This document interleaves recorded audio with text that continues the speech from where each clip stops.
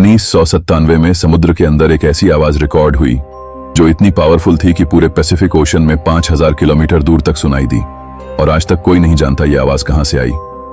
NOAA के under water microphones ने इस आवाज को कैप्चर किया। इस आवाज को नाम दिया गया डीप लूप। फ्रीक्वेंसी एनालिसिस करने पर पता चला ये आवाज किसी भी नोन एनिमल से मैच नहीं करती, किसी भी नोन जियोलॉजिकल एक्टिविटी से मैच नहीं करती, बिल्कुल अननोन सोर्स। इस आवाज की पावर इतनी थी कि आज तक कोई भी रिकॉर्डेड बायोलॉजिकल साउंड इससे कंपेयर नहीं कर सकता। ब्लू व्हेल की आवाज दुनिया की सबसे पावरफुल बायोलॉजिकल साउंड मानी जाती है। द ब्लूप उससे भी काफी ज्यादा पावरफुल थी। NOAA ने 2005 में ऑफिशियली कहा कि ये आइस फ्रैक्चर की वजह से हो सकता है, लेकिन ओरिजिनल 1997 फ्रीक्वेंसी एनालिसिस आज भी फुली एक्सप्लेन नहीं हुआ। जहां ये आवाज रिकॉर्ड हुई वो लोकेशन मरियाना ट्रेंच से सिर्फ 1600 किलोमीटर दूर है। समुद्र का वो हिस्सा आज भी 95% अनएक्सप्लोर्ड है।